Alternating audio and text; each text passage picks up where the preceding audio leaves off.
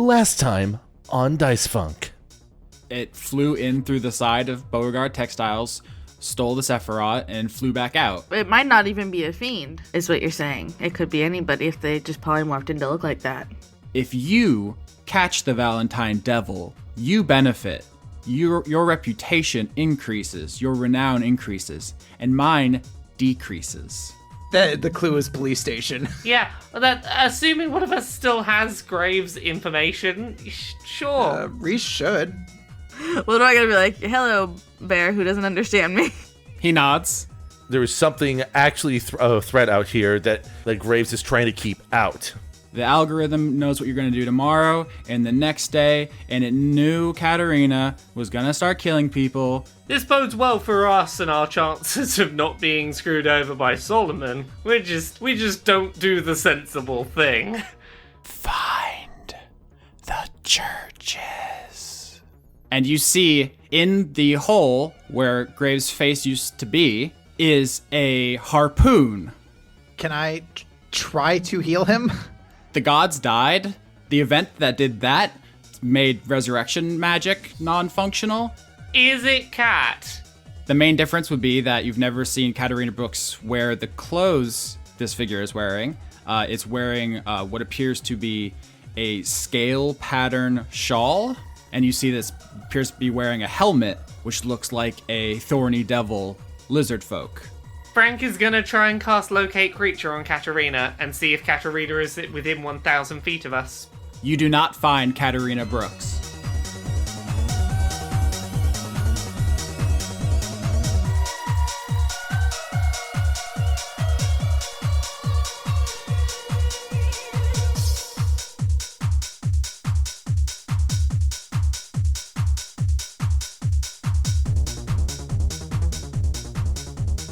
Ooh, I'm Austin. I know rules and I memorize them.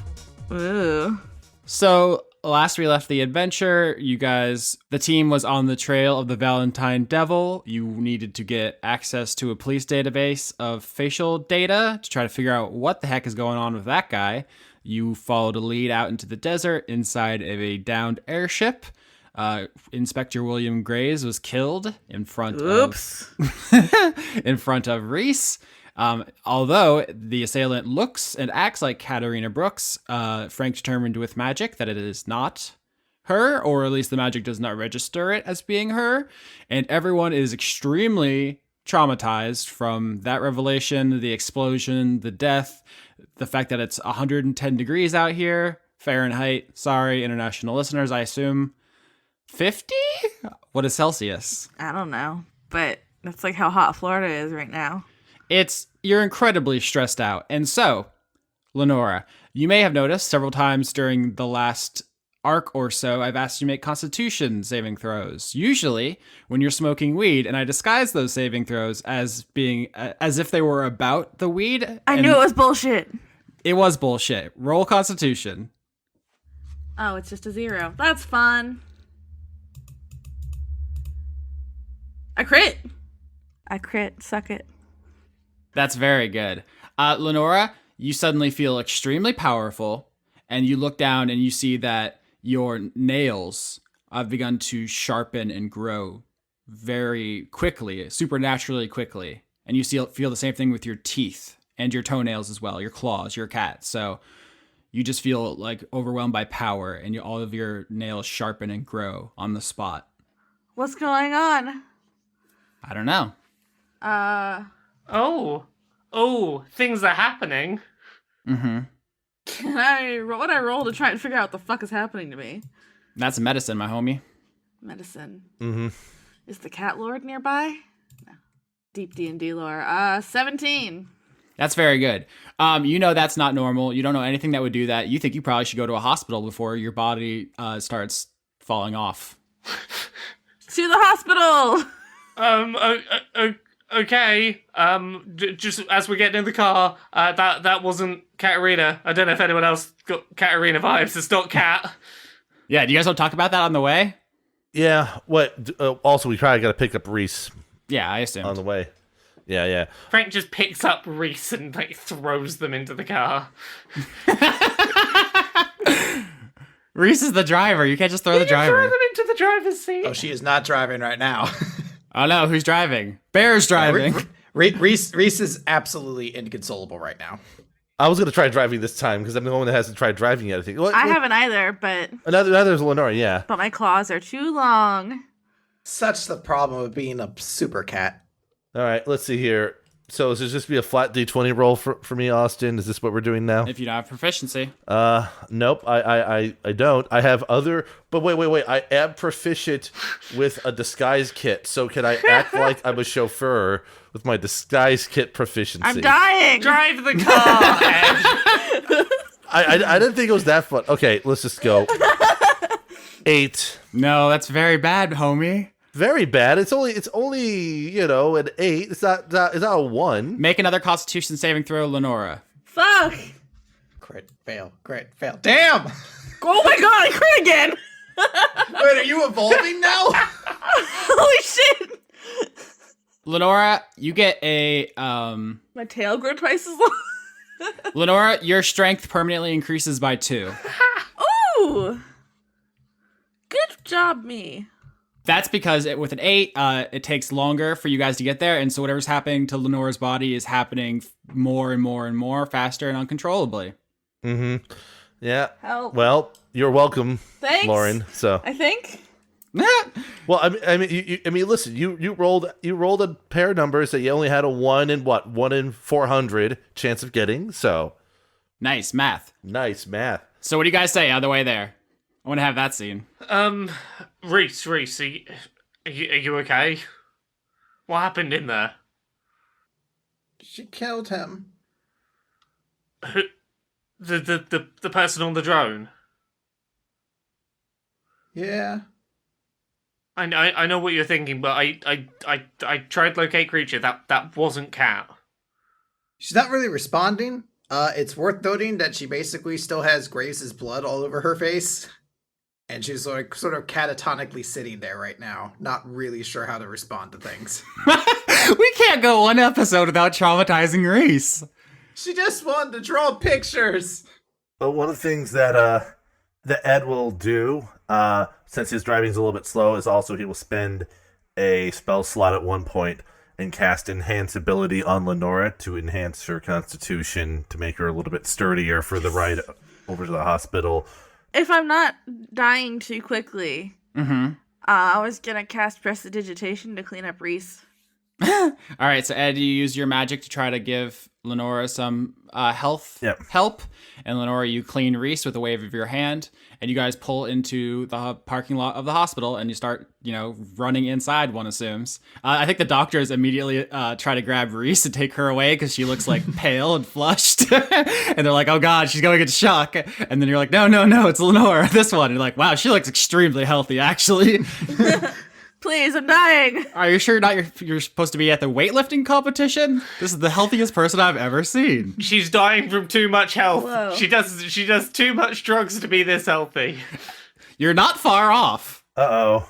Oh no. They take Lenora away for tests. Meanwhile, you guys are sitting in the waiting room. You see on TV that some news points. There's a sandstorm coming up in a couple weeks. It's like hurricanes are in our world. They're much more extreme, much more powerful. Shuts down the city for days. It's going to come rolling through pretty soon. So something to be thinking about for future adventures here is that there's going to be a major weather event coming up. Other things, Aaron Aeronautics has successfully terraformed a planet in space. That's the thing he's famous and rich for. The only thing we ever focus on is his form experiments, but the reason he owns the company and the reason the company is called Aeronautics is because he's up in space doing stuff, which is why I think people assume he's based on Elon Musk. I was about to say.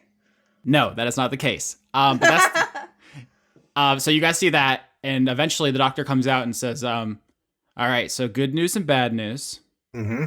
Good news is your friend's okay. Yeah. Bad news. She's extremely powerful. Yes! How extreme we talking? I have never seen anything. Just come with me. She says it's fine. You guys have medical consent. Drugs are good. You guys have to see these results. They usher you into the room. Mm-hmm. And all the doctors in the hospital have come in here to see these results because they're so whack. And there's actually like a whiteboard in here, and one of the doctors is like translating it into non-doctor for the rest of you, because the official like scans and stuff are too technical for you to understand. But the doctor who's drawing on the whiteboard explains, you see, this is a cell, right? This is a blood cell here. And he just draws like a circle, and he's like, and this here is a bad cell, and the good cell and the bad cell fight. Are you on the same page so far? Yeah. Is it because the bad cell like stole something from the good cell, or is it because the good cell just has like a really nice car and the bad cell's jealous? Sir, medicine is very serious. I'm gonna have to ask you to leave if you're gonna be a joker. Hey, that's not my character. That's like always. The doctor says, so we'll see. Lenora here has, and he draws a different, like, really mean-looking cell. It gives it, like, scary teeth and, like, angry eyebrows. And he goes, we have this here in her blood, and that's very bad. And it's attacking everything. Nah, rah, rah, rah. He draws, like, anger lines around it. And he says, normally this would be very bad. But then we have this, and he draws another one, and it's, like, a even bigger cell, and it has like a little halo around it, and it gives it even bigger teeth, and he's like trying to make it really elaborate. And he says, sorry, I kind of got caught up in the metaphor.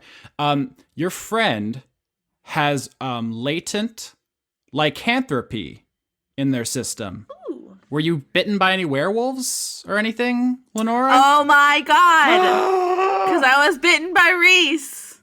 These cells aren't active. All right, so if you're born with lycanthropy, you have it your whole life. It never leaves you. If you get it during life, usually it activates the first full moon. But it looks like whoever bit you here, it was just off their meds. So they did transmit, but they weren't active. And so they've laid dormant in your bloodstream.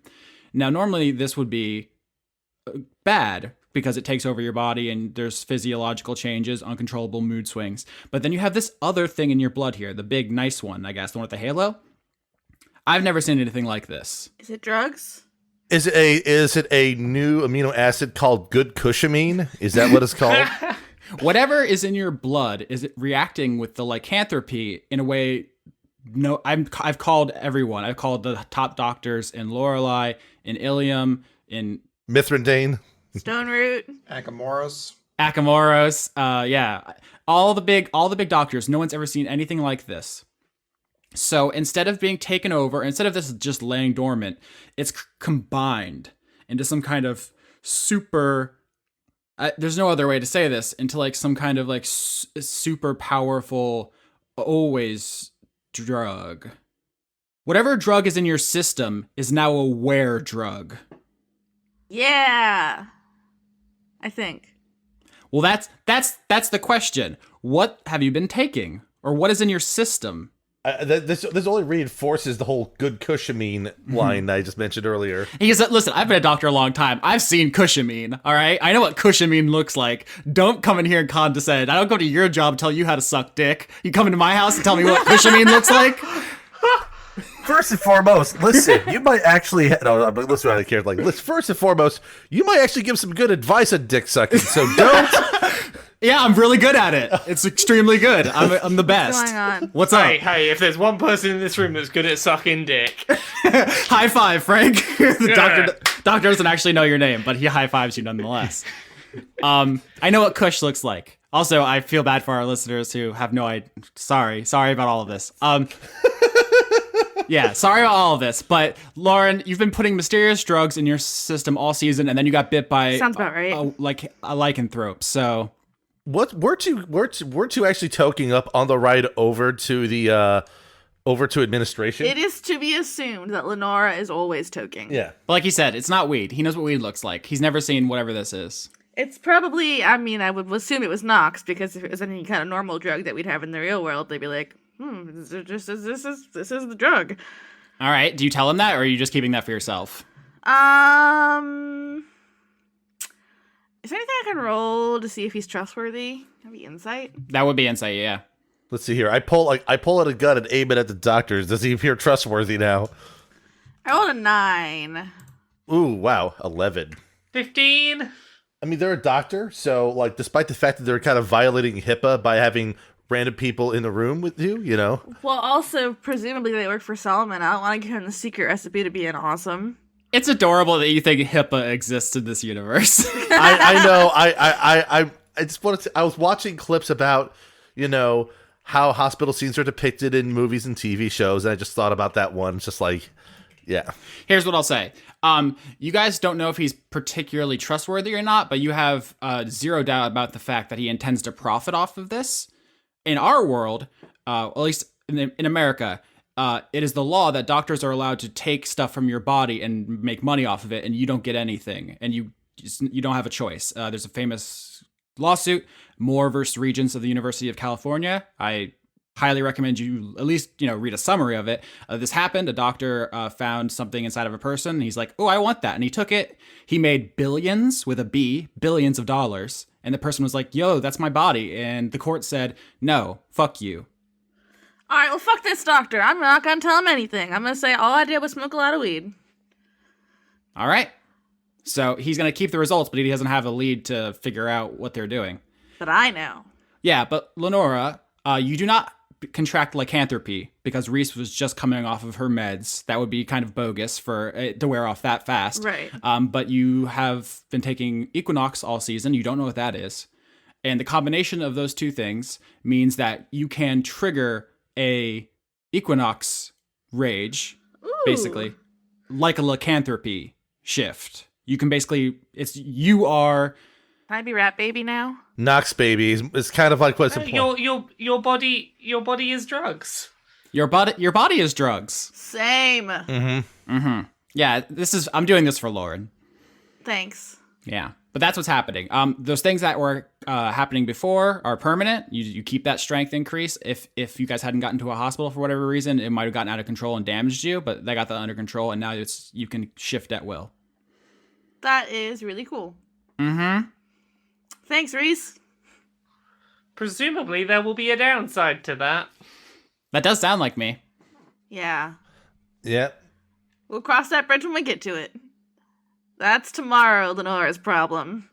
This is the second time, I think, that I, as a player, caused someone else to inadvertently roll and get like a permanent benefit as a result of it. So I'm like, yes. Look, it's been a heck of a day. I think we should all just get in the back of the van and have a chat for a minute, if everyone's all right. I feel great. Reese, are you all right to come chat for a minute? I want Reese to have a giant sandwich, like cartoonishly large sandwich. Like the size of her head. From the hospital cafeteria. Oh, it's probably not very good. They have a great sandwich cafeteria there, actually. That's actually where Jimmy John's started, the Valentine equivalent of Jimmy John's. Ugh, I hate Jimmy John's. And it's massive. It's just dripping with stuff, but she's just like not eating it, so it's just constantly dripping on the ground. Does it have a bunch of sprouts in it that aren't properly cleaned and cause like E. coli problems? Also, only mayonnaise because Jimmy John's has no other sauces. Are you guys both going at Jimmy John's? Yes. Yes. Gosh. I mean, they were only the only national sandwich chain I could think of, so I'm sorry for Subway. triggering people. I don't know.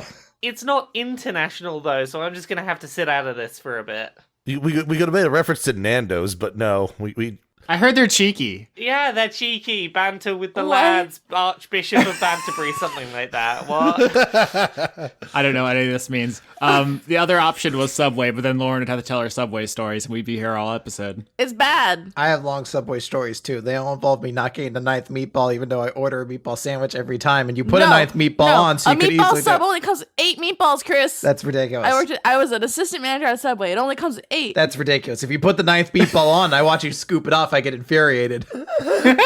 There's so much non-meatball allocated room. You could add it on there.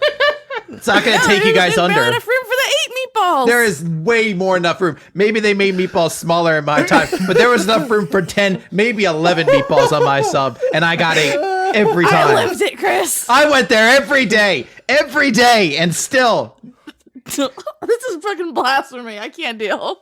Despite how things panned out, we at least have the resources we needed from Graves so we can continue our investigation through the police department.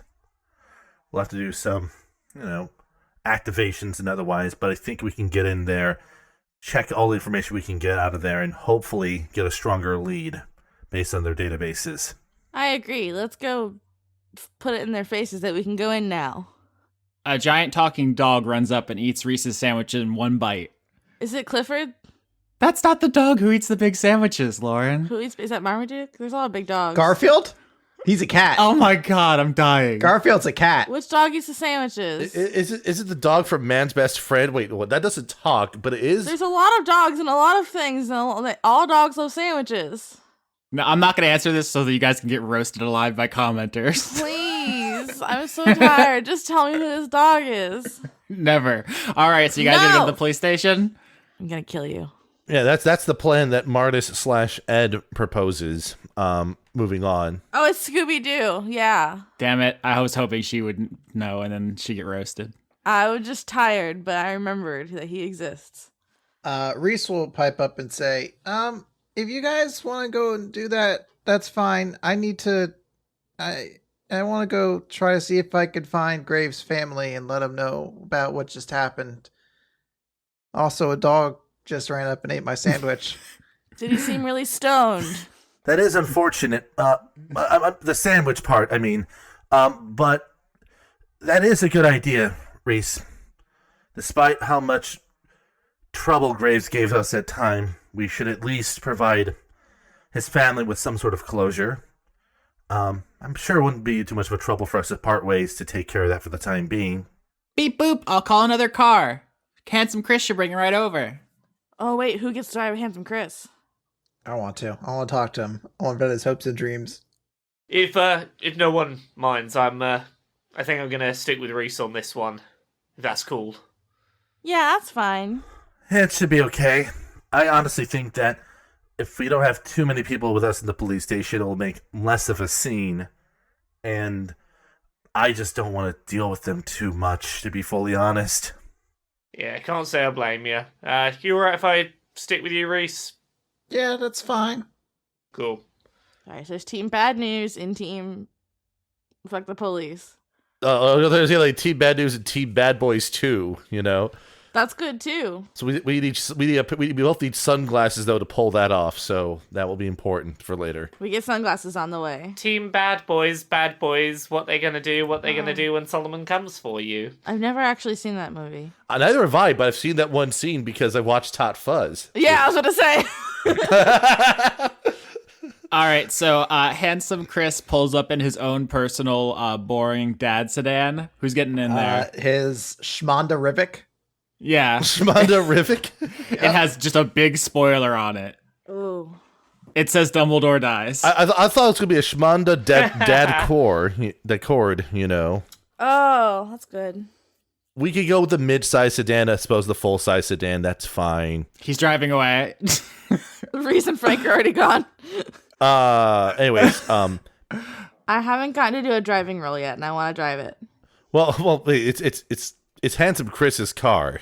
No, that's the one that Reese is going in, because Reese wanted to talk to Handsome Chris. We're taking the loser mobile. I want to ask Handsome Chris about his hopes and dreams. Okay, so Reese and Frank get in Handsome Chris's car, and you guys take off to Solomon's house, or, you know... To Graves' house, not Solomon's house. Oh, no. Foreshadowing! That would be quite a plot skip, Twist! Huh? That's a plot twist right there. Sequence break. No, to Graves' house. There's a lot of lizard-esque people to keep track of my brain. And you guys are going to go off in one direction. Lenora and Ed get in the loser mobile and go to the police station. Can I roll for driving? Just a straight D20? Lauren's horny to drive, so... Oh, no, I got a 3. All right. I can't figure out how to do it. None of us can drive, okay? I'm like, how does it do a go? Oh, jeez. Yeah, like, are the hamsters going to start running so they can start getting the wheel going? Yeah. Lauren, you don't have a driver's license in real life, right? I was supposed to say Roll20 fucking called me out.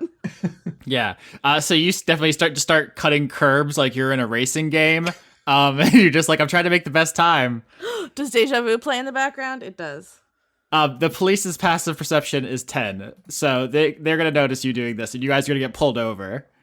Hello, officer. Ma'am, do you know how bad you were driving back there? I tried my best. You hear that? She said she tried her best. I guess we gotta let her go. I'm famous. Okay, so that's where we are, huh? I'm going to try to see if I can figure out what the name of this officer is. This is Officer Racism's cousin. He also is named Officer Racism. The whole family works for the police. It's weird. Wait. Is this like that one scene in Spaceballs? Okay. No, this is like Officer Jenny from Pokemon. Okay. It's like the Hart family. Everyone involved is in the wrestling business or married to wrestlers. Everyone in the Sissoms family is an officer or married to officers. And they're bad people. He'll tell you it's pronounced Officer Racism. It's from a different country you wouldn't understand. Also, he hates tabaxis specifically. Oh no, my ears are so good though. So you want to roll to big dick this? When I rolled a big dick, this could be charisma. What? Roll to Big Deck is a great title. It'd be charisma, right? If you want to, intimidation, I think. You're trying to use your celebrity power to steamroll him. That's okay. It's the same. Also, remember, you have magnetism as an inherent power set. Yeah, but I don't want to charm the police. I feel like they wouldn't appreciate that. 15. We're trying to go. We're going to the police station, so intimidating them right now also feels like a weird thing to do. Well, it's different. They're like, oh, you're famous. That's cool. Than if she tried to use bad magic on me. You know, that's my thinking. He says, yeah, I've seen your car in the news. I hear you guys are a bunch of thugs.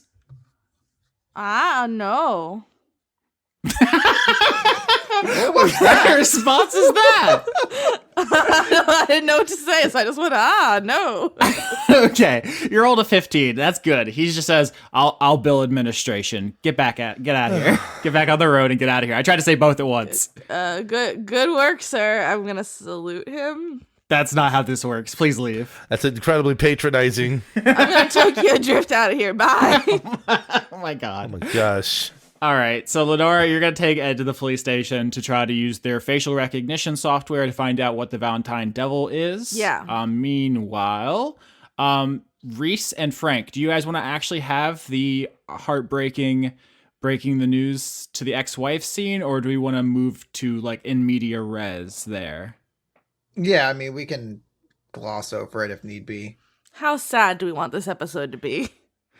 For me, it's like, do we want to put ourselves in that headspace right after the whole Subway conversation? It's whiplash. Fucking Subway. What? I think that we can potentially skim over it, because I think what's maybe more interesting, and like, let me know if anyone disagrees with this, but is the conversation that perhaps comes up with Frank and Reese after having to have that tough conversation, if that's maybe the more interesting place to skip to. If I'm directing this film, I cut to a scene of like Reese holding the widow's hand and she's like crying, and you know, it's like clear that conversation just happened.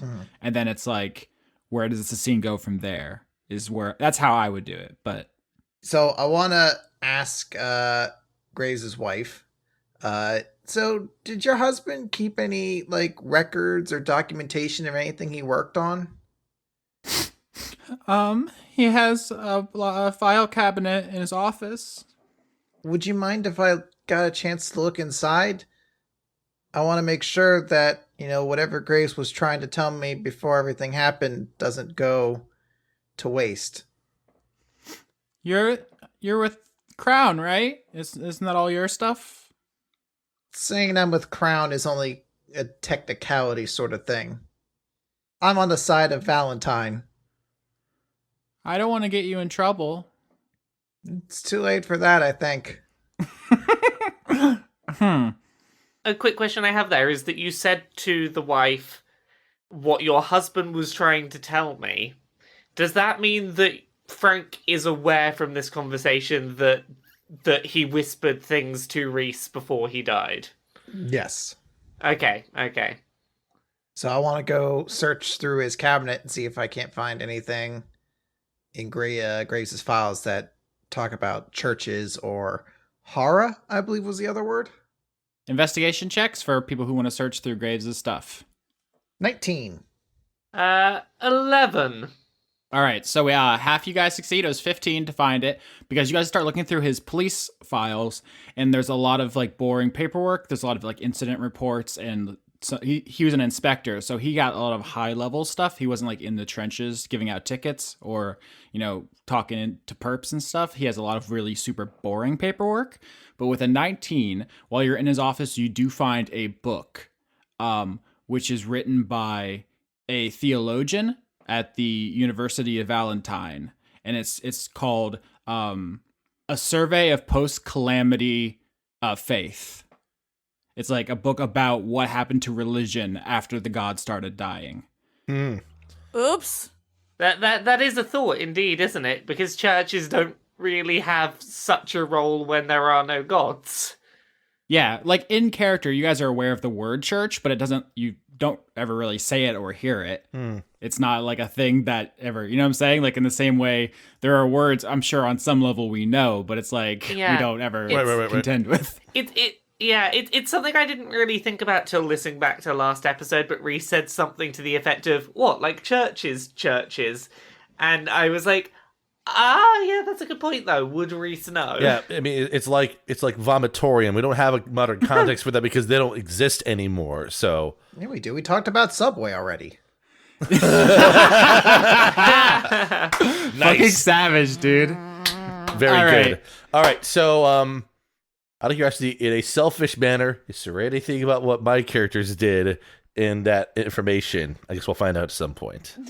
Yeah, it's hard to say from here. I will just say, as Reese, this seems a bit odd. Graves didn't really seem like the kind of guy who was into a lot of theological research. What with the peeing in a room and drinking all the time.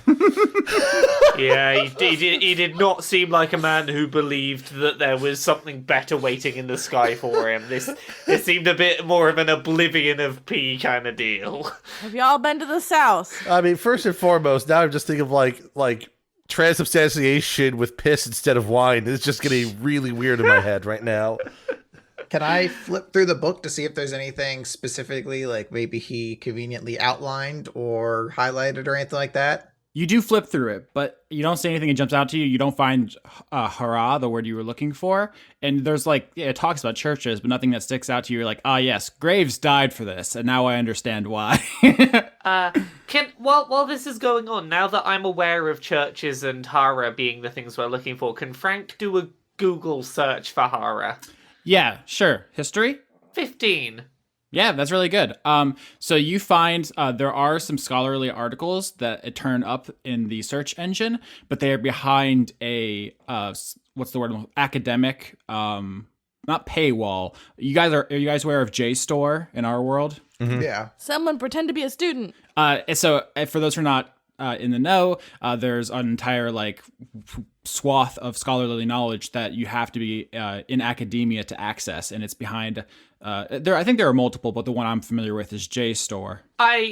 Okay, so I have one response to that. Aren't we currently in charge of the area of Crown that would, be able to generate us a login? Because, logistics and, all of the paperworky things? So that is definitely something to think about. The process would be you'd have to apply to a university and then wait till fall to get in, and then you get your login. It's something that you would get in trouble for faking, and I know that so I hear what you're saying, and you're like, can I just roll something to hack this? And the context is, in our world, the JSTOR, even though it just seems like, it's something you log in and you get information from, someone did pull a heist at MIT to try to get the information from it, and it cost them their life. What? In real life. How? Because they died in the game, then they die in real life. Lauren, there was a movie on this. No, the United States government harassed him to death. He killed himself because they wanted him to. Cool. A little dark. Sorry, it's just a true, real thing. And I have to bring this up. If you're curious, I would look up Aaron Schwartz is the name of the person. Oh, yeah, I remember that. Yeah. Yeah, I mean, it was a big deal. So when I say it's going to take a little bit more than a roll to get this information, that's the context. I'm not being like a douche. It's like, there's the real life context of this is the people who profit off this information need this system to profit. I get this. Just to give context, my assumption had been that we were the branch of Crown that were profiting from it, which is why I thought maybe we were able to get around it. I mean, you probably would. It would just take too long. And remember, the Valentine Devil is a moving target, and if someone else gets to it first, it fucks you guys big time. Yeah, that's fair. So yeah, if there was no timetable, you guys could like apply to university, probably get it expedited, maybe get that information in like a week, but by then maybe you get beat to it. So just to check, I don't know if there's any kind of check to do for this because I may have forgotten. Do we know any people in Valentine that are active students of any kind? No, but the book has an author. It was written by Professor Blackwood at Valentine University. So we can pin that and go talk to Professor Blackwood then. That definitely sounds like a way forward on this quest. Yeah. There you go. There you go. Meanwhile, Lenora and Ed, you guys walk into the police station. Officer Racism still at the desk. I'm gonna big dick it. Okay. Oh my gosh. Rolled a big dick. 20. It's not a natural. Lenora's 20, got that but- big dick energy. Yeah, I got. See, I've been seeing that on the internet, but I have no idea where it came from. I know, it's the discourse now. This is a very timely episode because everyone on the internet's talking about big dick energy. Perfect. Great. I'm not tired of it. I'll explain it to you later, Lauren. Off air. Okay. Thanks. All right. Okay. Yeah. Tell me, paint me a picture. What do you do, Lauren? Lenore? Now the card thingy that we reactivated, like the access card. Mm-hmm. Can I just like go swipe in and get in and like stare him in the eyes while I walk in with my card that works, or do I have to talk to him? With a 20, which is what you rolled, I'm gonna say you can have control over the scene. You tell me what you do. All right, I'm gonna go walk in. Mm-hmm.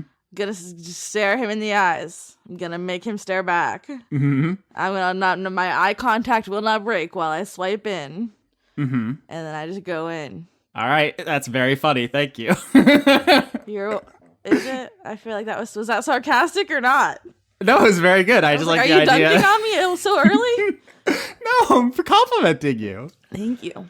Ed / Bardish is visibly face palming as he's falling behind Lenora, to indicate their disapproval of this. You got a big dick in, Ed. No, we don't at all. Always big dickin'. That's a terrible line of thought to have. Oh god. Lenora and Ed, you guys walk through the police station. You reactivated Graves's ID card. Presumably, you texted Justice Alistair and were just like, "Can you rubber stamp this for us or something?" You guys just got that pushed through. It's not a big deal. This isn't like the JSTOR thing. I needed to come up with an in-universe thing for the Valentine system. VSTOR? It's called VSTOR. I was I'm gonna say sorry. VSTOR. I'm sorry I suck. It's just the way I am sometimes. To get into that, that's a more protracted thing. Oh, another thing. Police are under the purview of the administrative branch. This never really came up because I didn't know it was going to matter.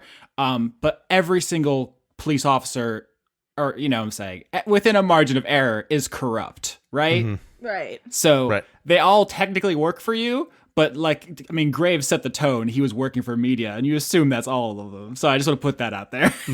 I assume that most of them are either overtly or subvertly working for other branches in different capacity. Yeah.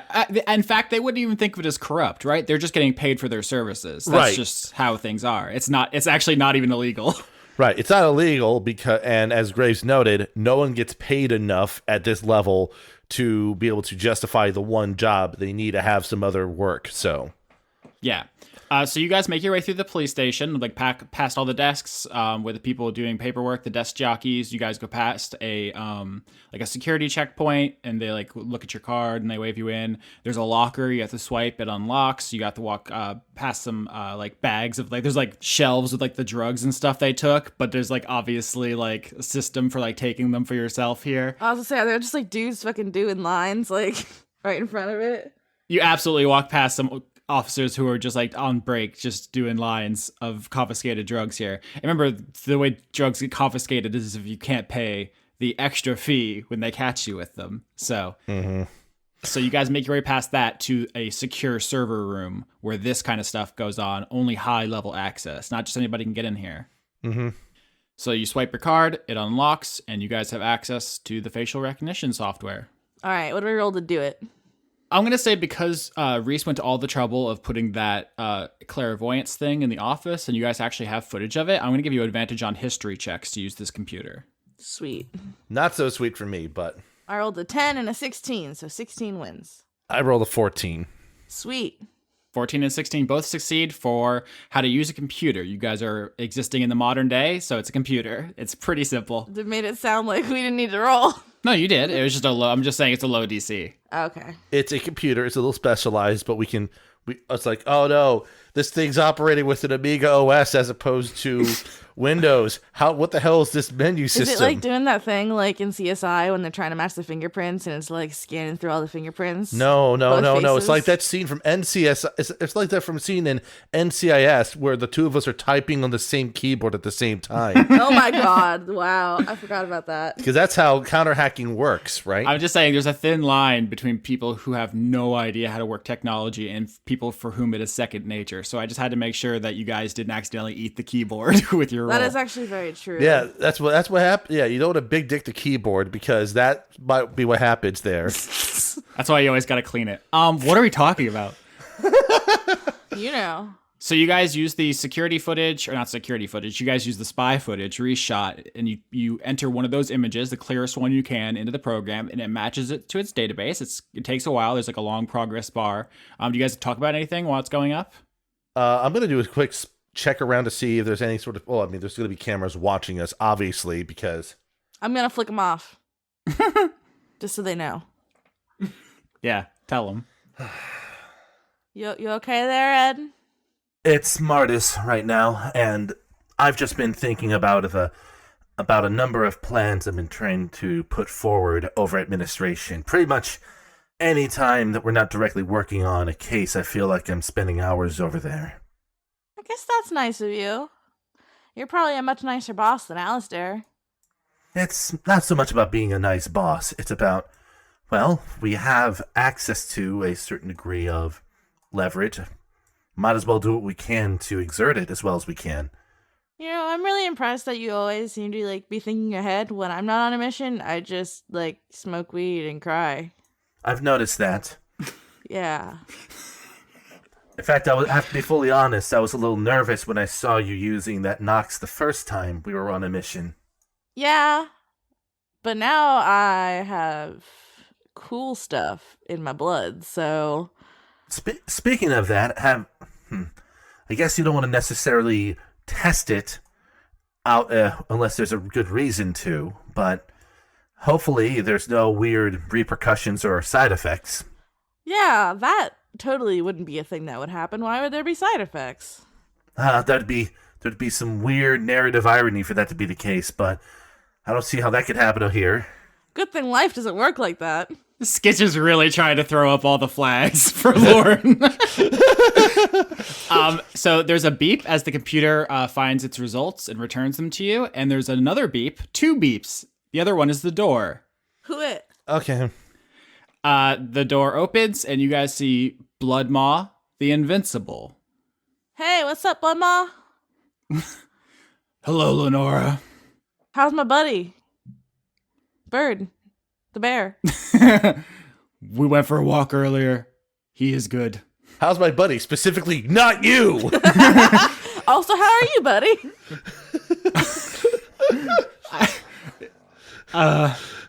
I've been better. We should go get sandwiches sometime. All right, well, you're going to make this weird, aren't you?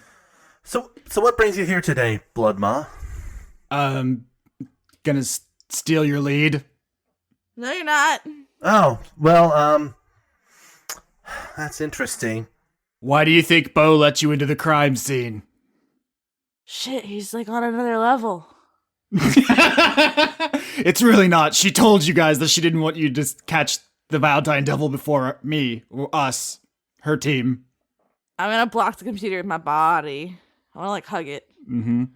I don't know. I just love this computer so much. So no sandwiches then. You've rescinded the sandwiches offer. I'll get you a sandwich if you leave. I'll pay for it and everything. I'll get you 2 sandwiches. It's gonna take a lot more than 2 sandwiches for me to betray 10 sandwiches! for me to betray my boss who can kill people with 20 sandwiches! Okay. So this is how we're gonna do it? Well, I mean, we can't just give it, right? The way I was raised, I would have already smashed your heads open and eaten your brains and then taken it. But there's a decorum thing on this plane. I'm trying to be sensitive. On a side note, I have to say, I never had a chance to properly say this before, but thank you for being understanding when it came to the quarter round. Bloodmaw says, I was born in fire Jesus Christ. and raised by cruelty. I don't really want to fight him. He's so big. If you intend to take me off my path, you will have to move me.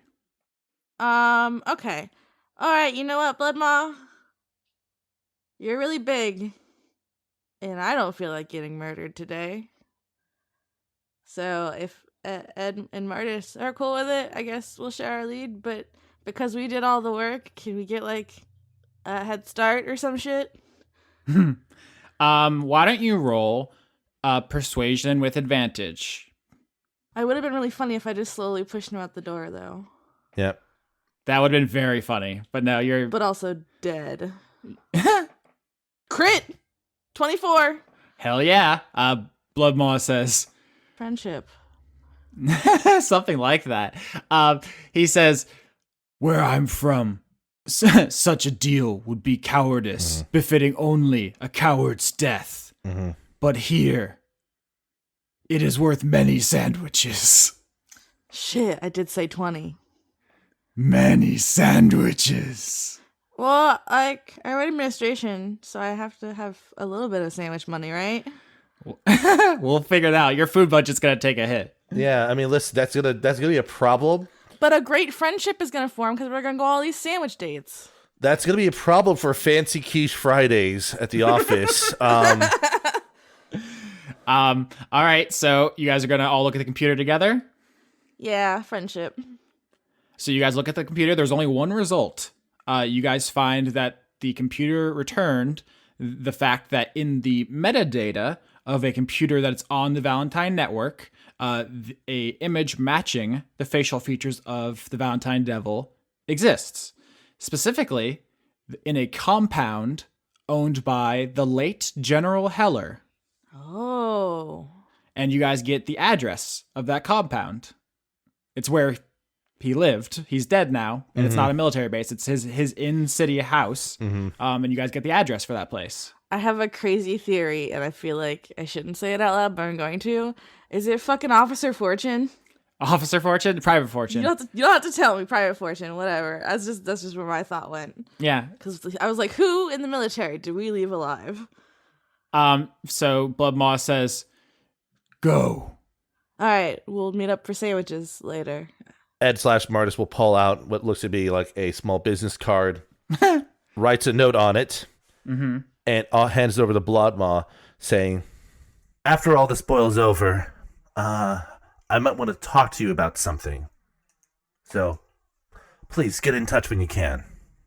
Offers a friendly pat on the back and then heads off with Lenora. Thanks for not smooching. I'm going to salute him because that's my thing now.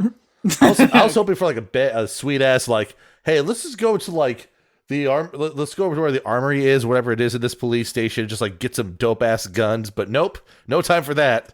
We gotta move. Also, Lenora is very anti-gun. Yeah, I don't like them. But Ed isn't anti-gun, as has been shown. As you guys exit the server room, you see there are a bunch of police officers outside, and they're like standing in a half circle, and they're all like having fistfuls of cash. And they see you come out, and they're like, "Damn it! I had 50 on the fucking gorilla. This sucks." Suck it, fellas. Damn, she big dicked us. All right. So, meanwhile, Reese and Frank, what are you guys up to? It's late at night. I forget where we're going. Aww. Oh, there was a professor, right? Yeah, did you want to do the scene that you were going for before, though? Yeah, we're gonna go drive over to where the professor is. On the way, Frank's just gonna go like, "You holding up all right, Reese? You seem to have been a bit on the receiving end of a lot this past few days." Yeah, I'm doing okay, I guess. I know it's cliche to say, but it's all right if you're not doing okay. 'Cause I'm gonna be honest, there's times I'm a bit not okay with all this. I'm not. I'm tired of seeing people I like die, but if I stop now, then it gives the bad guys a better chance to get away. So, back to the grind.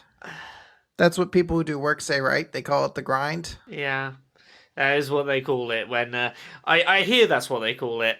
I've never been one for traditional employment, so I've never been around anyone who's actually said they're on the grind. It's not really a card game thing. We just keep shuffling cards, but People who make small amounts of money playing games of chance literally are called grinders. that's hey, that's a real thing. when I'm a grinder, it's a very different thing. Oh shit! Fuck, Frank got jokes. Yeah, I'm glad that's where you're at. Like, this stuff is messy and takes a bit to get through, but us giving up on this doesn't help stop those people get hurt. I don't know. It's a lot, I know. Well, we just kind of had to make sure that they didn't die for nothing. Yeah. On a very different note, my son thinks you're really hacking cool. Oh, I'm glad there's one person that thinks so. Hey, I think so too. 2 people. My life's complete. hey, that's 2 people more than some people got. Fuck those unpopular nerds. Yeah, fuck those people who haven't got anyone who thinks they're cool. Hey, my son's school, like all the kids there, like you are the one of our group that like he's the popular one.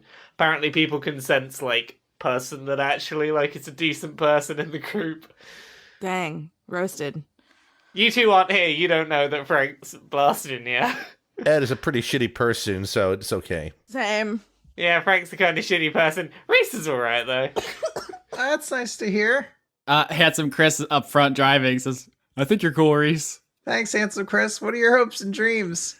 I just go, I hope to make enough money stripping to buy my mom a house, and then, maybe write a book. Oh, that's cool. You have a good relationship with your mom. I like to see this divergent from handsome Chris and the real Chris character. That's God cool. damn it.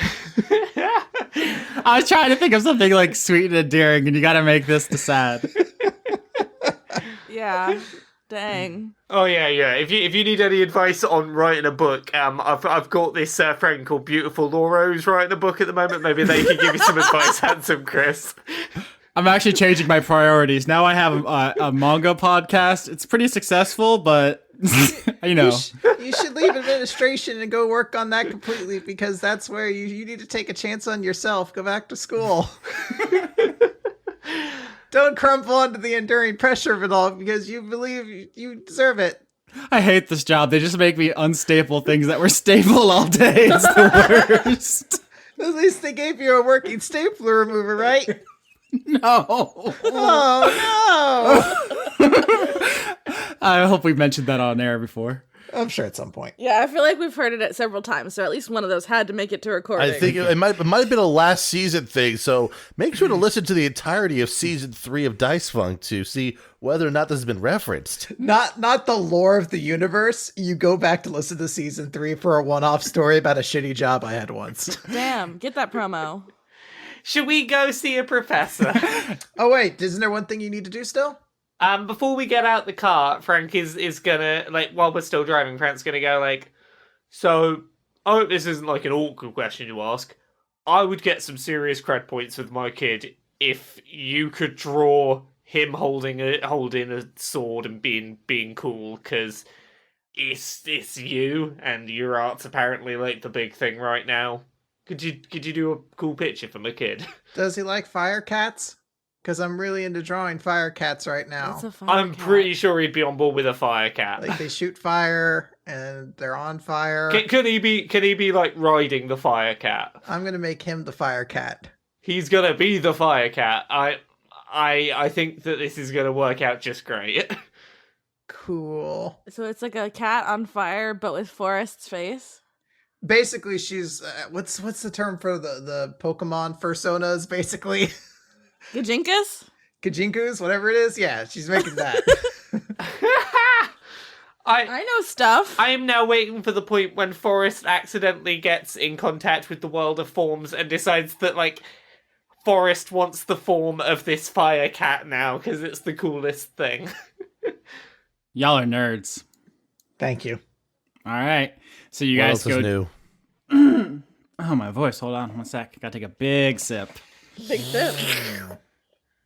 That's the audio I crave. Crazy audio. Taking that big sip. Fucking hell. Did you drink too big of a sip, Austin? No, it's just everyone's so fucking weird tonight.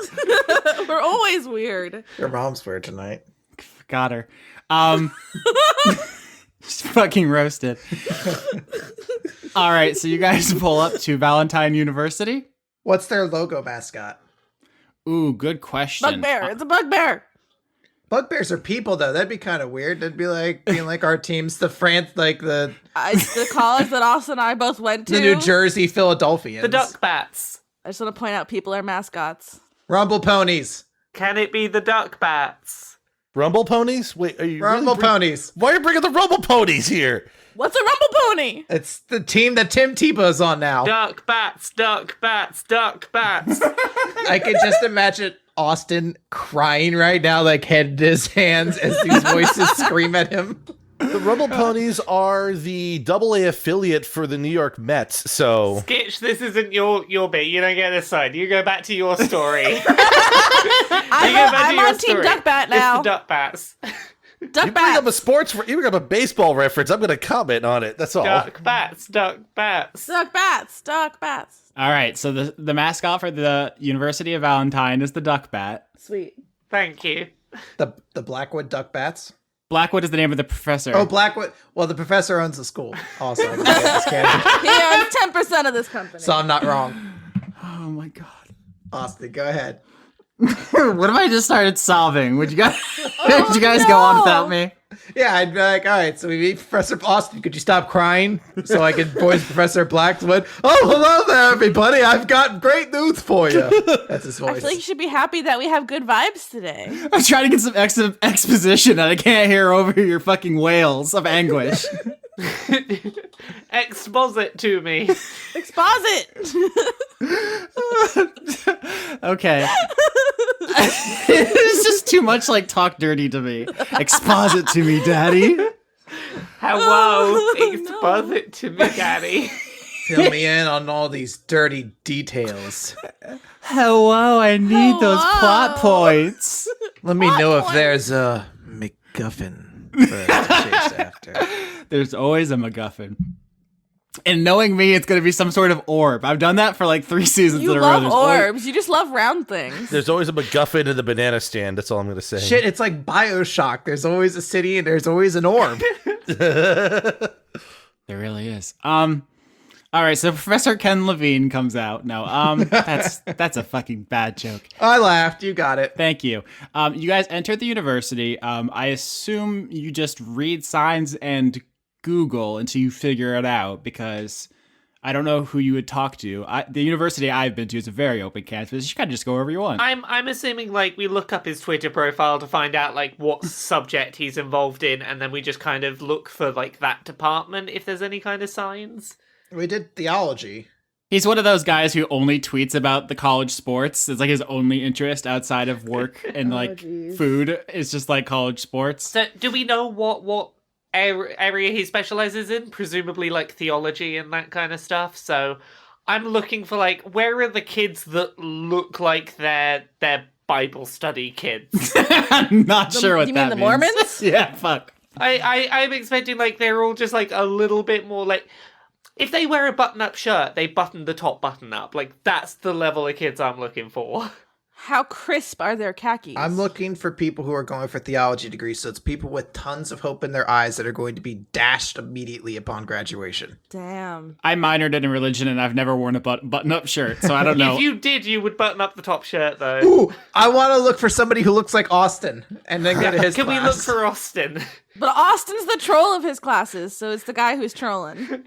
Can we find smart, creative Austin? Aww. All right, you guys follow the big dick energy on campus to find its source. And I can't. This episode is a fucking hellstorm. It's the best! I'm going to say this is somehow your fault, so... All the laughs. Alright, I want to meet Professor Blackwood. What's he look like? What's his at? Are you gonna try to pick him up while you're here? What's happening, Lauren? I just wanted to troll you. Oh, you're not even here. I'm not even there. You're not even here. Go away. Okay. Oh. Bye. So you follow some suspiciously tall lad who has headphones into the philosophy building where theology is also located. You guys look at the name plaques on the doors until you find Professor Blackwood's office, and you knock, and you do not get an answer. But the door is closed, and the window is opaque, and it says on it, Professor Blackwood, Professor of Theology. Okay. Can we knock harder? You can. I would think we'd try knocking harder then. All right, you knock harder. Pretty cool. Frank's just gonna try opening the door. It's locked. How tall is the door? I couldn't sneak underneath it if I was a rat, could I? No.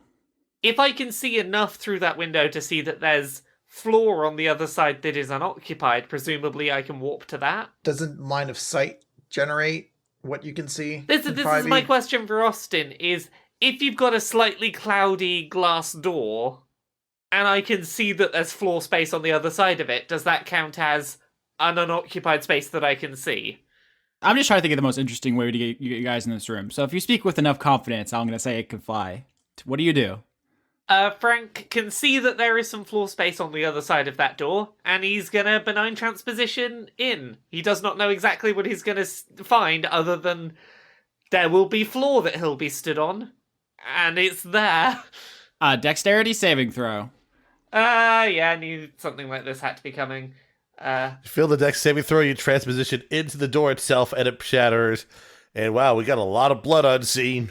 Oops. That's an 8. There's a lot of blood on scene. You teleport inside the room in a blood puddle, and you slip and you bust your entire ass open and off. Oh no, Frank has no ass! 11 damage as you slip in a puddle of blood and bust your shit on the floor of this office. And lose my ass. You lose your ass. Looking up from the floor of Professor Blackwood's office, you see there is a human man sitting in his chair, and he has a harpoon through his head. There's no person here on a hover, on a drone that is putting the harpoon through the head. They've gone, presumably. Correct. Okay. Before I open the door, I'm just gonna shout through the door. Reese, I can unlock this door and let you in, but, how are you with blood? I mean, I had it sprayed on me earlier today, so I think at this point, I can't really be too much more shocked by it. Okay, well, it's a lot. It's a lot. Just you can't say I didn't warn you, it's a lot. And I unlock the door and let Reese in. Oh, that's a lot of blood. Yeah, it's a lot of blood, right? It's a lot of blood. Could we investigate the crime scene to see if anything... Like, did it look like it was just a straight-up murder and left, or was it look like anything was rummaged through? No, it seems like it was pretty much like the Gray situation where exacting strike to the head and then a swift escape. Was this guy doing anything at the time of his death? Like, did he have, like, a laptop or a book open or anything like that? I think he was grading papers. He wasn't, like, looking through his file marks. Solomon's secret, do not open. Damn! No one ever looks through that file. Does he grade by drawing different types of doges on kids' papers? Is that how he grades? All I'll say is that I think you have enough information to put together that the system predicted that you guys would go here. Look, we need to start doing something to randomize what we're doing, make ourselves unpredictable. Like, if we're going up against someone that can predict our actions, we need to, like... I used to sometimes just, like, shuffle a deck of cards and just deal one face out. Even though I wouldn't know what I played. Makes me harder to predict what I'm doing. I think we need to start planning like that, because if our actions getting predicted, we need to not let that happen. But yeah, I guess all we can do now is try and see if anything was left here. As you say that, a security guard walking past the door looks in, sees two people standing in a puddle of blood and a professor with a harpoon in his face, and says, "Ah!"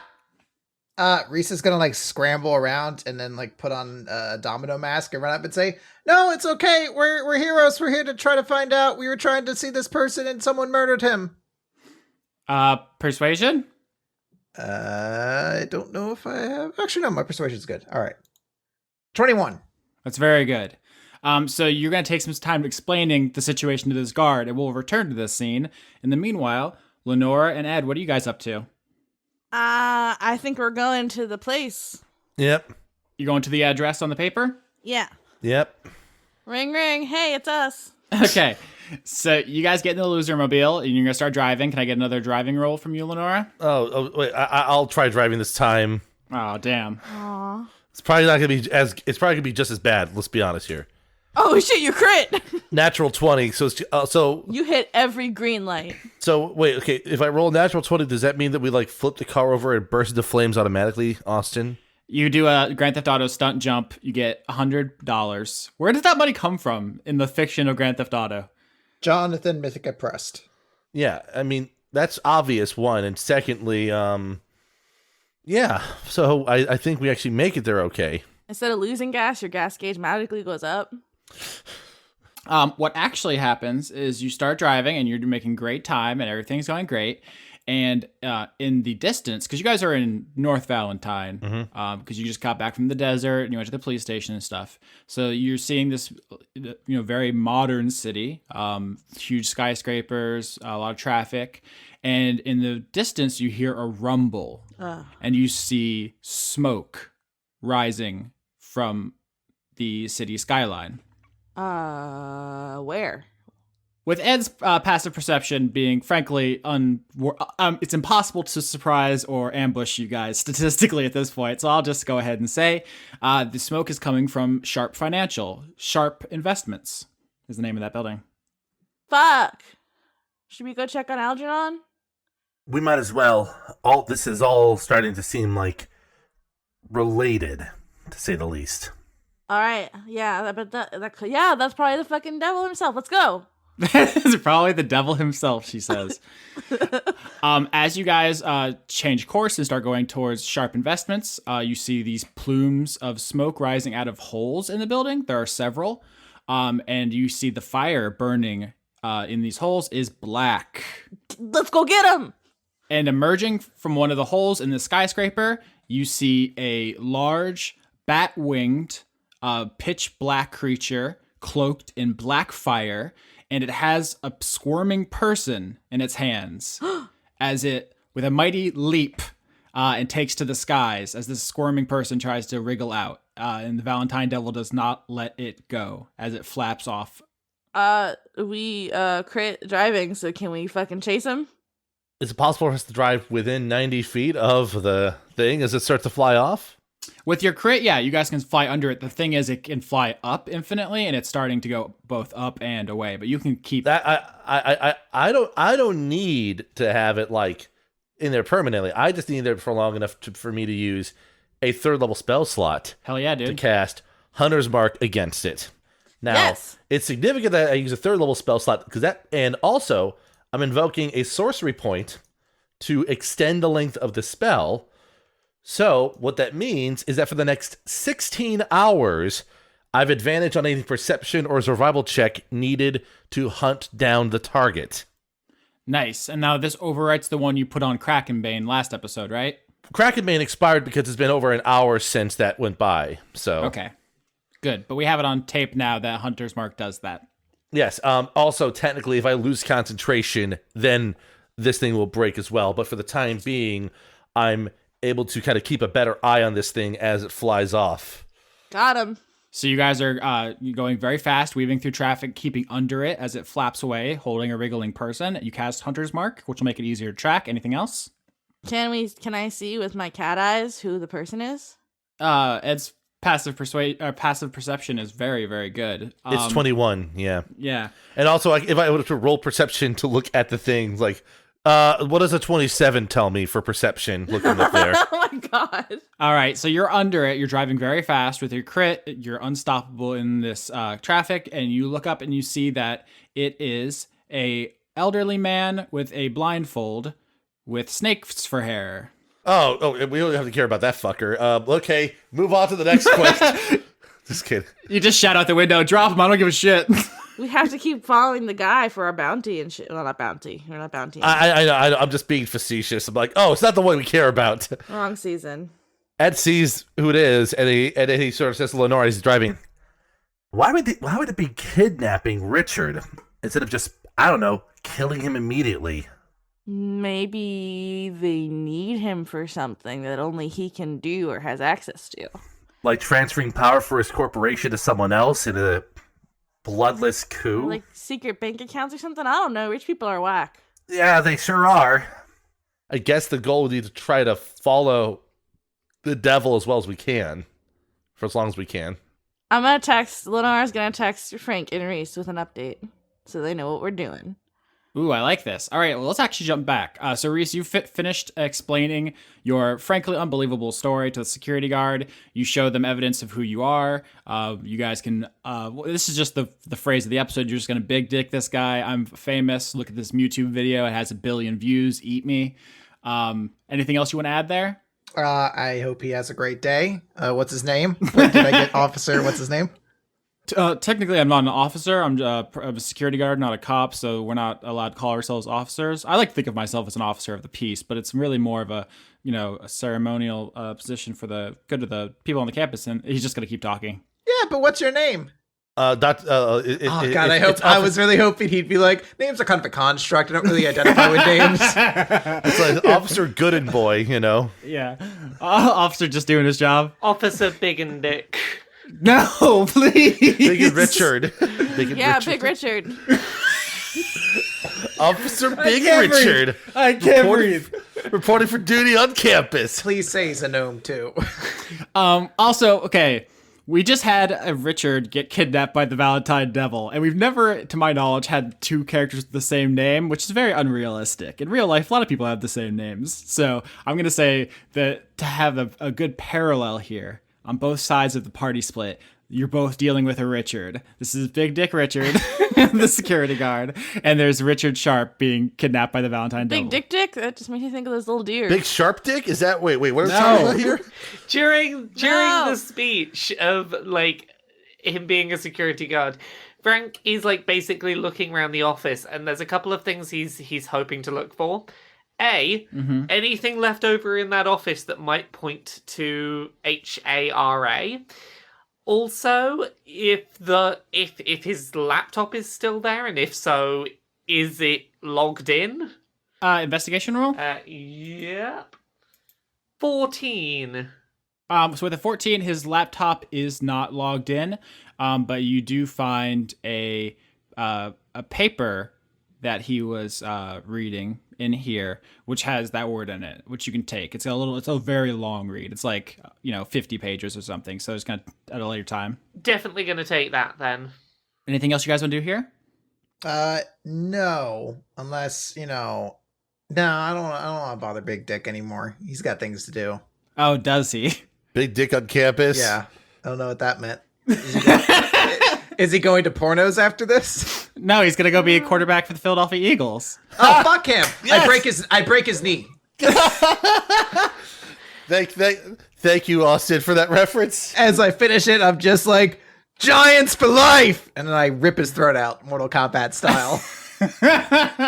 There is one other thing I'd like to do while we're at this university, perhaps, if we've got a second. Mm-hmm. We're in the theology department where this office was. Can I just try and grab a theology student if there's one around? That suspiciously tall guy with the headphones. Excuse me, sir. That is unwanted on this campus. That's harassment. You find one on the corner playing Magic the Gathering. Oh.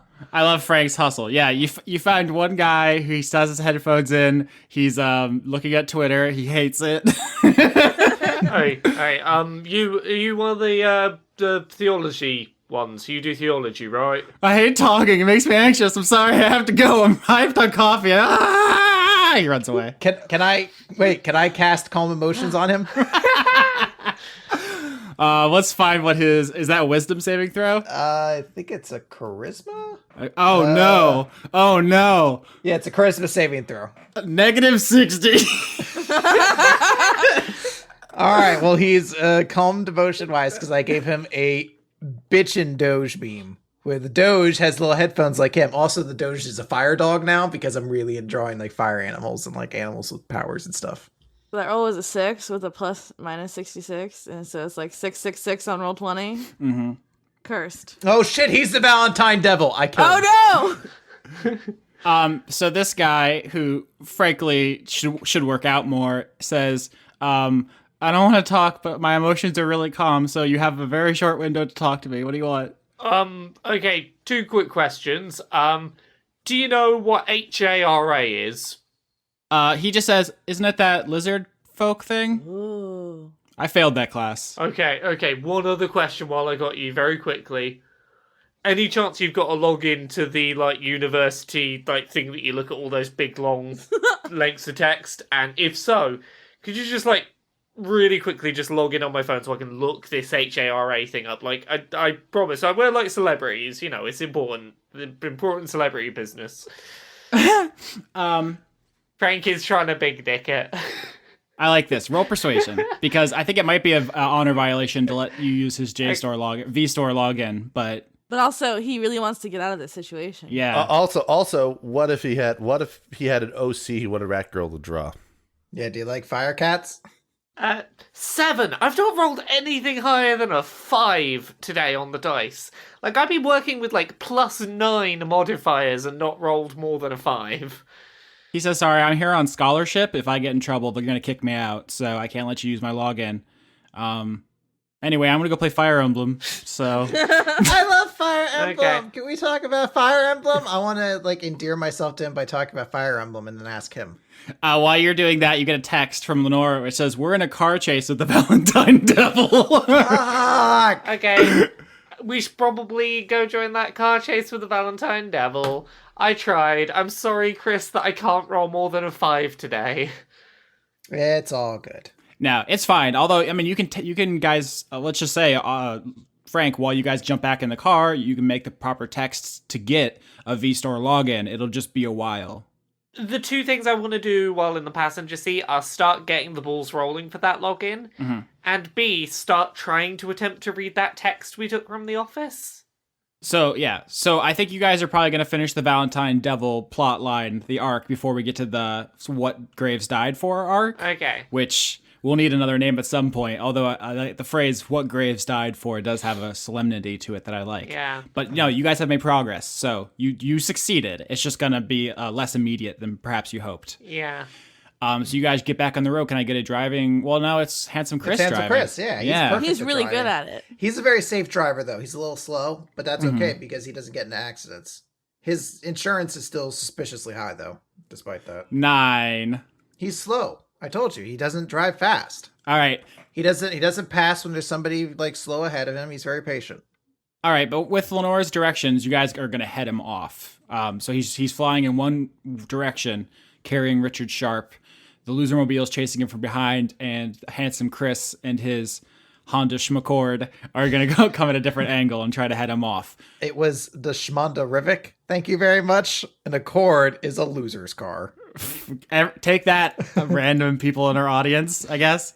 Real quick, Austin, just to check, would it have been considered when Lenore was at the hospital and everything like that qualified as a long rest, or are we still operating with spell slots expended from the desert stuff? No, that was a short rest. Okay, so I don't get spell slots back. Good to know. All right, so what do you guys do? This is basically one scene now. The scene is the car chase with the Valentine Devil over the business district, basically. Does he land? Nope, he's still flying. Ugh, motherfucker. How high up is the devil? How high is the devil? Not as high as Lenora. Yeah. I was going to suggest to Lenora, isn't there some way you can try to, I don't know, get that thing to land or otherwise get out of the sky? Can I pull him with my magnetism? You sure can. Make a charisma contest against his strength. Oh, Oh, he's probably really strong. he might be a strong boy, but you are a I charismatic rolled a boy. 16. Boom! 16 versus 11. So he's flat. I win. He's flapping through the air. He's carrying this old Medusa man with the blindfold, and you suddenly just yank him down with ferocious force. And as he gets sucked down out of the air, he loses his grip on Richard Sharp. I was just about to ask, does Frank have Featherfall by chance? No, but what I can do is he less than 30 feet up at this point. Which one? Sharp. He's sharp. Basically, is what he is.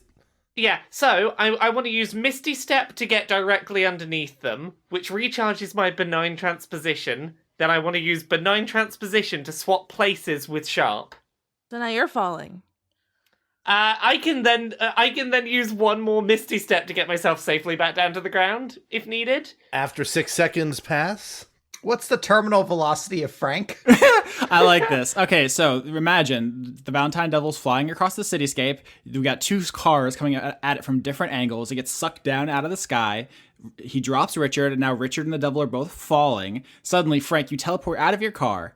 I want to teleport out of the car. But so not 30 that feet I up in am- the air. Yeah. No, not up on the air. I want to teleport to a point that is underneath where all this falling is happening, but is firmly planted on the ground. Into our car. Is there a point of solid ground that is directly underneath the falling? Or a car that is directly underneath the falling? Something on the ground that's under the falling. Well, aren't we underneath? Okay, if you're directly underneath this falling, I want to teleport into your car, swap places with Sharp, then teleport myself back down into the car. So both me and Sharp are in the car and safe. Okay, so this almost all works perfectly. you teleport into the Losermobile. You say hi, I assume. Bye! Sup? And then suddenly, pop, you switch places with Sharp. Now Sharp is in the Losermobile. Sup? He's like, oh! And Frank, you are in the air, plummeting out of the air. And in the 6 seconds it takes for you to cast another spell, the Valentine Devil, which is a huge lumbering creature cloaked in black fire, punches you. Rude. Okay, is that attack that's an attack targeting me, right? Correct.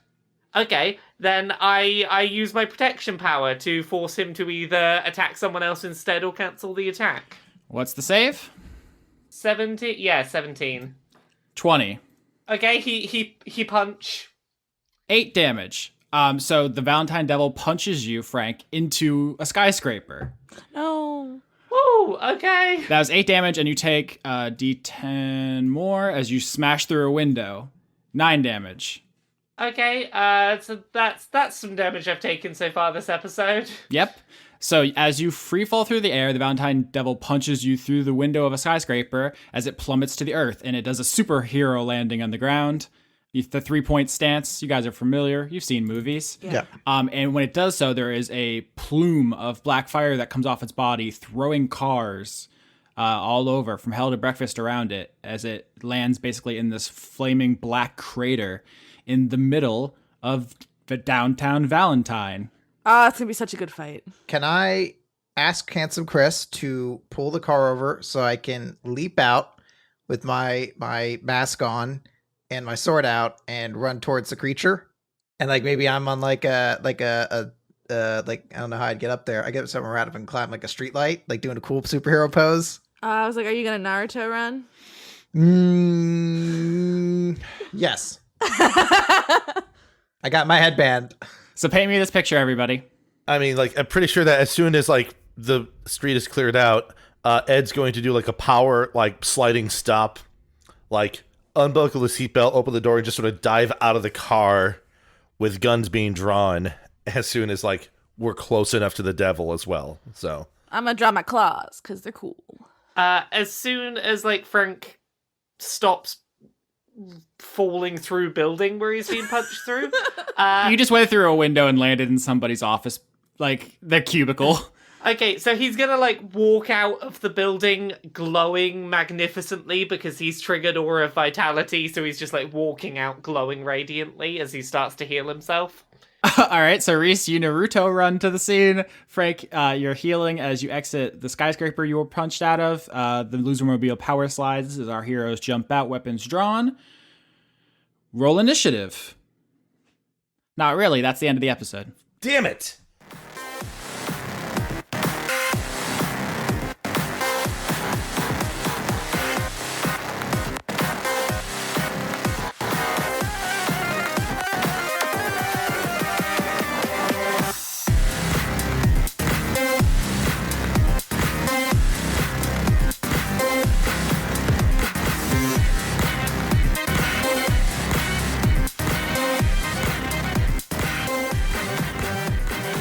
June 2018, credits.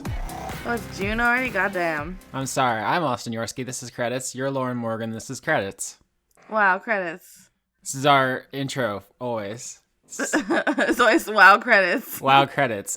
Music this month. Trance version, an arrangement of theme from Ghosts and Goblins by Overclock Goblins. Remix. Goblins. Catch him in bed with a goblin. No. Kissing goblins. Please. I'm sorry. Overclock Remix, thank you. Also Badass, an arrangement of One Winged Angel from Final Fantasy VII. Also Overclock Remix. And finally, Redesign Your Logo by Lemon Demon, a.k.a. Neil Cicierga. Catches stuff. Catch the wave. Crave the wave. Gotta listen to that music. I feel like you're getting it down because you did it extra fast this month. The music? Yeah, you like got it out so fast. Wow, gotta go fast. You're like Sonic. I like that guy. They're making a movie out of that? Have you heard about that? Yeah, there's somebody who shouldn't be in it that was gonna be in it as like a person that was friends with Sonic, right? Inappropriate for the credits recording. Anyway, executive producers, June 2018. You want to read? Joseph Tombrello. Oh gosh, I thought you were gonna say yes. I want to read, and then I would No, start. we're doing it. We're just doing it. Okay, well, Joseph Tombrello gets 2, and then I'm gonna say Extellaris, Random web person. Jade, Jesse Young. Devin Smith, Sivarda Nakasamova. Arna Helgadottir, Brent. Every episode of Dice Funk. Goatley. The Cult of Gorfanax, Paul Mullen. Dr. Goatman, Toshiro Kuro. Andrew Grothin, Levi the Young. Kevin Dobbins, Anthony Silver. Morgan I Rapp, mess it up every time. Morgan Rapp, Morgan Rapp. Jane Magnet. Harley Astor, Garrett. Ryan Brown, Bronze Oni. Andrew Fallow, Andrew Fallu, conduit of mediocrity itself. Puck. From Shakespeare. Ionis, soy my name Nicolopoulos. Gosh. You put this in this order on purpose. Got her. Can wet things smell? Shrek. It's ogre. You got Shrek'd. Whatever. Joaquin Groening. Jerry Flowers. Jessval Singh. John Barnett. Q Cumber. Hustlebones. Killer Cotton Shizno. Nicholas Domenech. Isaac Aravello. Yam. Anna Michael. Andrew Birmingham. Gina Helver. Douglas Williamson. The Most Wise Guru. Z. It's Z23619. Oh, it was so far over I didn't even notice. Quench the void. No, I will not quench the void. You must. A dork will smile. No, I'll quench it. Vizzy Huggles. J. Logan, conduit of queerness itself. Yes. I thought you were gonna say same. Same, but yes. The cast of Dungeons the Gathering. Madison Lilith McKenzie. The Notorious Stoltz. Victoria Melito. Scotty Vilhard. Aline. Mazjin. Criterion. Einar Johansson. Carter Rayner. Major Tem. Matthew B. Hare. Jorgen, conduit of name butchering. Wenwick Ford. Listen, we're doing our best. We try really hard. I know, but it's good though. I like that everyone's adopted our lore as their naming convention, and also that they keep owning us. Those They're are two very owning good us, things. so please. Too much owning. Never too much owning. Joy Joy Fox. Fox. Joy Fox. Razumi Yazura. Albert West. Ken Firstel. Eleanor Nanante sees Periton. Scott Cummings. Starlight Glimmer did nothing wrong. Jew-Man Jack. Melly Tish. Arjun de Koenig. Grimlock. John Potts. Noah Sudret. Zephosaurus. Elderly Goose. Salad Child. Seraph Stone. Castor UK. Aki Savalainen. The Paladin's Wife. Florian H. The Meat Copter Brigade. I don't know if that's a reference to something or if it's It just just awesome. sounds really metal. Yeah, the Meat Copter Brigade. I'm just going to say it again because it's very good. Junk 2.0. The Hadsels. Dominic Bowden. Melissa Nielsen, Dawn. Connor Reynolds, Pruitt Holcomb. Artemis BJJ, Brazilian Jiu-Jitsu in Bristol, Francois V. Shanus, Dennis Pancake Detlefsen. Miko Kirko, Miko from Finland. Miko from Finland, Dennis Bankston. Josh Mosier, Indigo Van Dane. 5 Purple Wands, That's another good band name. Sydney Marzing. Just the Jester, Brady Warner. Kitty Foe, James Neely. Marissa Donaldson, M. Joe. Lana Seawolf. Lana Seawolf. Lana, I feel like I say it one way or the other every time, and I feel like no matter how I say it, you always correct me because I feel like you're out to own me. No, it's Lana, like LAN party. Lan, Yeah. listen, I'm gonna cry. No, not during There's the no credits. crying in credits. There's no crying in credits. Toby Gleason Stack. Matthew Weber, Melissa Booker. Cameron Abbas, Dylan. Anna Stillfar, Sean, the host of Punk Dunk Plays. Harrison Andrew, Christopher Charlo. Jorrit, Viger Arnston. Cody Jackson. That's all of them.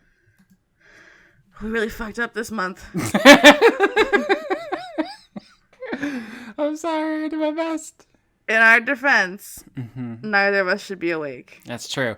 So other stuff that we do on this part is I say patreon.com/Austin Yorsky. That's me. Fish Shark Marketing ended that other show I did. So this is my income now. So that's the thing. Help him, please. Please help the boy.